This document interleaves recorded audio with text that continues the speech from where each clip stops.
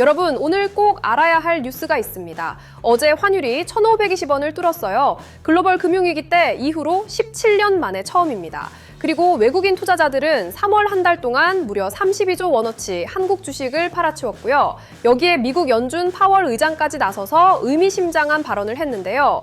오늘은 이 세 가지 뉴스를 깊이 있게 살펴보겠습니다. 자, 먼저 환율 이야기부터 하겠습니다. 30일 서울 외환시장에서 원달러 환율이 어떻게 됐냐면요. 일단 주간 거래에서 전 거래일보다 6.8원 오른 1,515.7원에 마감했어요. 그런데 문제는 그 다음이었습니다. 야간 거래에서 추가로 올라서 오후 4시 43분에 1,521.1원까지 찍은 거예요. 1,520원이라는 숫자가 왜 중요하냐면요.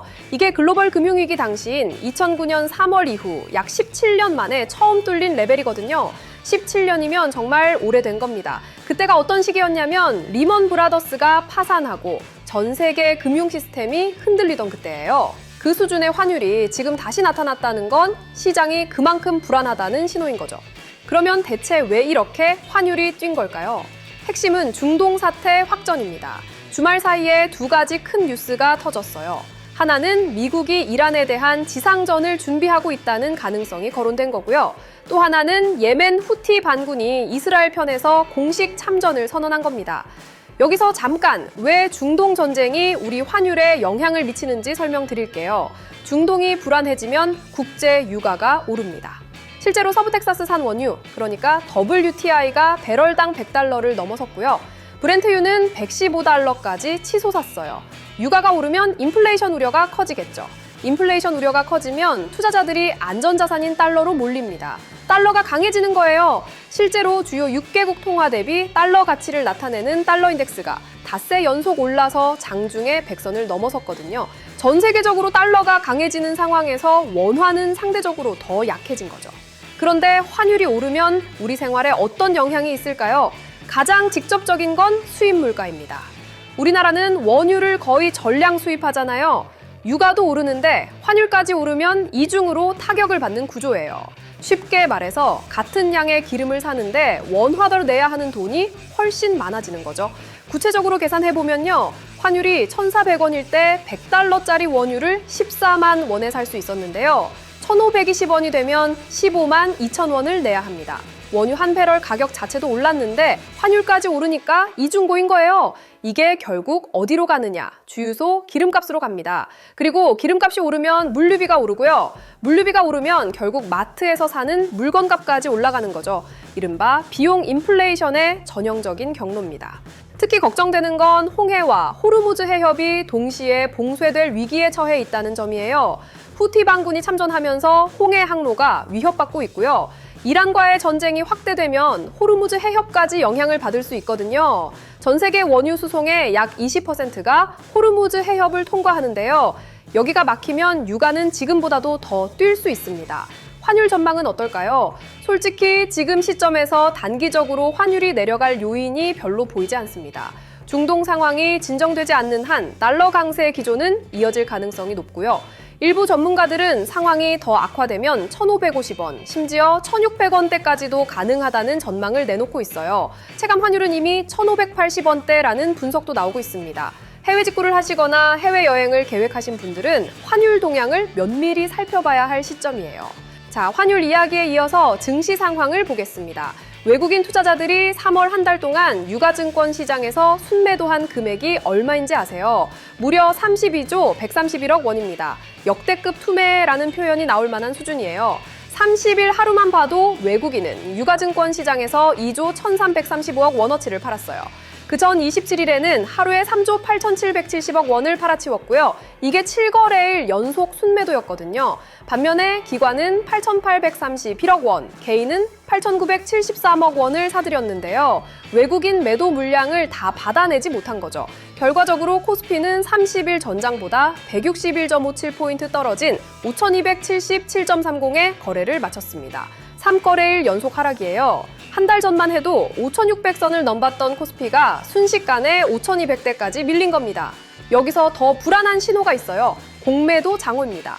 25일 기준으로 공매도 순보유 잔액이 16조 974억 원을 기록했는데요. 이게 사상 최초로 16조 원을 넘어선 거예요. 공매도 잔고가 늘었다는 건 뭘 의미하냐면요. 앞으로 주가가 더 떨어질 거라고 베팅하는 투자자가 그만큼 많아졌다는 뜻이거든요. 공매도를 쉽게 설명하면요. 주식을 빌려서 먼저 팔고 나중에 가격이 떨어지면 싸게 다시 사서 갚는 투자 방식이에요. 그러니까 공매도 잔고가 16조 원이라는 건 그만큼의 돈이 한국 주식이 더 빠진 데 걸려 있다는 겁니다. 그러면 외국인들은 왜 이렇게 한국 주식을 팔아치우는 걸까요? 첫 번째는 앞서 말씀드린 중동 리스크예요. 전쟁이 확대되면서 글로벌 위험 회피 심리가 극도로 강해졌고요.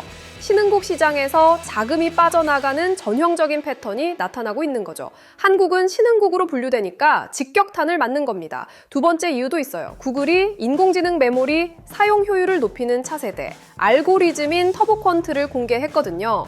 이 기술이 뭐냐면 AI 모델 운영에 필요한 메모리 수요를 최대 6배까지 줄일 수 있는 기술이에요. 그러면 반도체 수요가 줄어들 수 있다는 우려가 생기겠죠. 삼성전자, SK하이닉스 같은 메모리 반도체 기업들의 투자 심리가 주춤해진 배경이기도 합니다. 한편 공매도 감시 시스템 이야기도 짚어볼게요.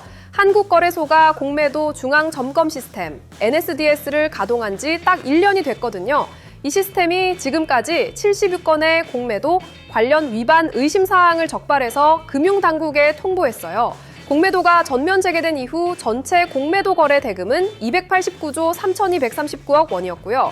이 중 NSDS 참여 기관의 비중이 91.3%였습니다. 주목할 점은 3월의 중동 전쟁으로 증시가 급락하면서 일평균 공매도 거래 대금이 약 2,400억 원으로 전월 1,700억 원 대비 크게 늘었다는 건데요. 다행히 NSDS 참여 기관 중에서 불법 공매도 의심 사항은 발견되지 않았다고 거래소가 밝혔어요. 시스템이 작동은 하고 있다는 거죠. 그래도 개인 투자자 입장에서 지금 시장 상황이 굉장히 불안한 건 사실입니다. 환율 급등, 외국인 매도, 공매도, 장호 증가. 이 세 가지가 동시에 나타나고 있으니까요. 이런 상황에서 가장 중요한 건 공포에 휩쓸리지 않는 거예요. 외국인이 판다고 무조건 따라 팔 필요는 없지만요. 자신의 포트폴리오가 이런 변동성을 감당할 수 있는 구조인지는 점검해 볼 필요가 있습니다. 자, 이번에는 바다 건너 미국 이야기입니다. 제롬 파월 연준 의장이 30일 하버드 대학에서 연설을 했는데요. 핵심 메시지를 한마디로 요약하면 기다리며 지켜보겠다였어요. 먼저 배경을 설명드리면요. 연준은 지난 3월 18일 회의에서 기준금리를 3.5%에서 3.75% 사이로 동결했습니다. 이란 전쟁으로 인한 경제 불확실성이 너무 크니까 섣불리 움직이지 않겠다는 거였죠. 그런데 시장은 올해 금리 인하를 기대하고 있었거든요. 연준 위원들도 올해 중 1회 인하를 전망하고 있었고요. 그런데 이 전망이 흔들리고 있는 겁니다. 파월 의장은 뭐라고 했냐면요. 현재 금리 수준이 상황을 관망하기에 좋은 위치라고 했어요. 그러면서 금리가 올라갈 수도 있고 내려갈 수도 있다는 양방향 가능성을 열어둔 거예요. 이게 왜 중요하냐면요. 불과 몇 달 전까지만 해도 금리 인하가 기정사실처럼 여겨졌거든요. 그런데 지금은 인상 가능성까지 언급한 거죠. 특히 파월 의장이 강조한 게 있어요. 미국 국민의 인플레이션 기대가 연준의 대응 방향을 결정할 것이라고 했습니다. 이게 무슨 뜻이냐면요. 사람들이 물가가 계속 오를 거야라고 생각하기 시작하면 실제로 물가가 오르는 자기 실현적 예언이 되거든요. 기업들은 가격을 올리고 노동자들은 임금 인상을 요구하고요. 그러면 물가가 더 오르는 악순환이 생기는 거죠. 파월 의장이 이걸 경계하고 있는 겁니다. 육아 충격에 대해서는 일시적일 수 있다면서도 인내심에는 한계가 있다고 했어요.